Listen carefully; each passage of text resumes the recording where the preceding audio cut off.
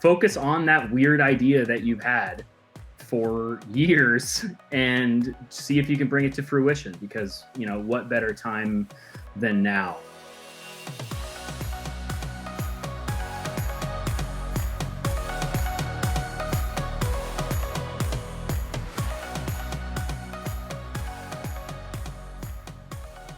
Today we have Brad Lockhart, the creator of the Bellingham flag and designer with his design company, Lariat Creative.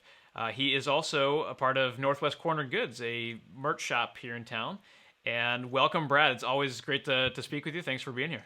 Hey, thanks for having me, Josh. Great to see you. All right, so Brad, you've had a lot of time at home the last couple of weeks.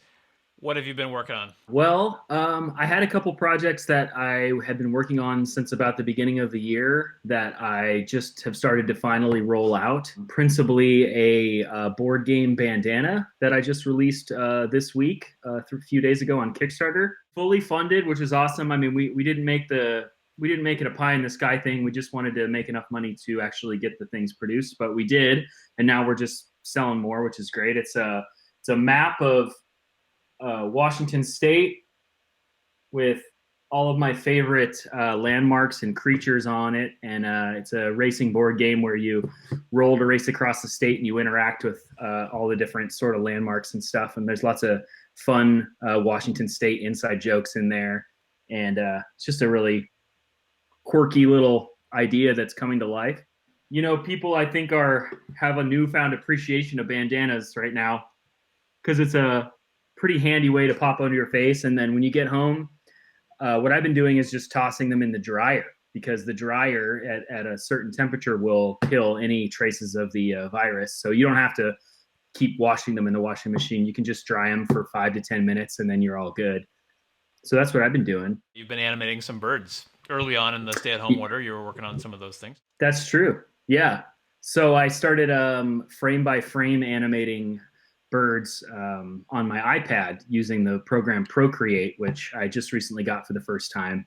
People that know me know that I've done animation for a few years, but I've never really dabbled in the kind of more traditional style, which is actual 12 frames per second of animation. So I started by doing these looping birds, just kind of for my own therapy and sanity, because they take a long time, hours, right? Even a 1 second loop will take me 4 or 5 hours. And then from there, I've started animating my own music video that's about 2 minutes in, which we could take a look at here today if you guys want to take a preview of it. Let's do it.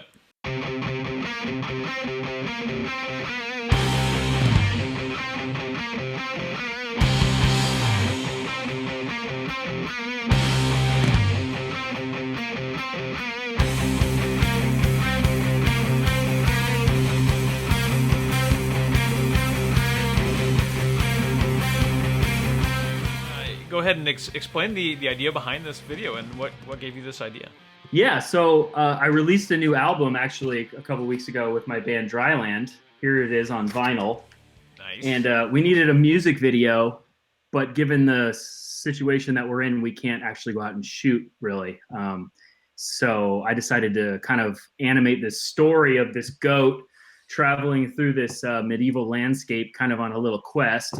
Kind of a silly idea I've had in my head for years, but I'm finally taking the time to do it. And probably the coolest aspect of the video is that I'm taking actual artwork from the 15th, 16th century and tracing it and animating it and bringing it to life for the first time. These drawings were done by friars and monks, drawing manuscripts, and they would get bored and they would sketch like a wacky cat with a guitar or a goat with, candles and its antlers and just bizarre imagery. And I thought it would be really fun to kind of breathe life into that ancient artwork. So that's kind of what I'm doing, 12 frames per second at a time. So it's taken a while, but it's coming together. That's awesome. Yeah, really, really cool stuff you're working on there. How has the pandemic affected you otherwise? I mean, you're obviously keeping busy with these creative projects, but what have you seen in your interactions with other people and the community at large?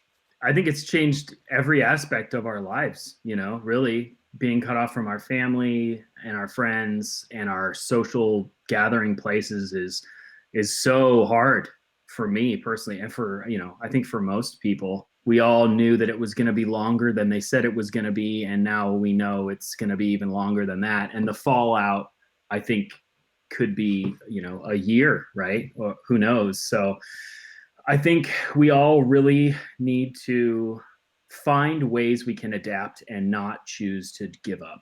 Me personally, I'm working from home almost every day, which I did a lot before anyways. But I think we just need to not, give up hope and take this time to focus on that weird idea that you've had for years and see if you can bring it to fruition, because, what better time than now? As a community, and as someone who's worked with our identity as a community and embodied that into a flag, what do you think this period of time is going to do for our community going forward, and how will we react to that, and how will that become part of our new identity?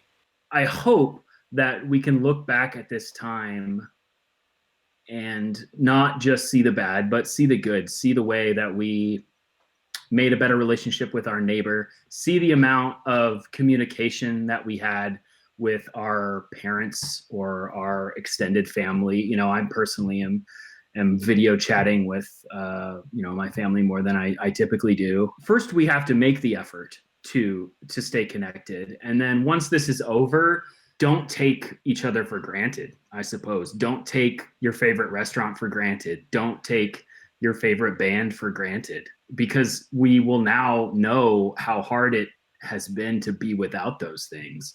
You better be going to every event. You better be at every fair, at every show, at every festival, because it's precious. And I think we realize how precious that culture is. It's everything, like it's what defines our life. So we just need to really, really embrace it when this is over.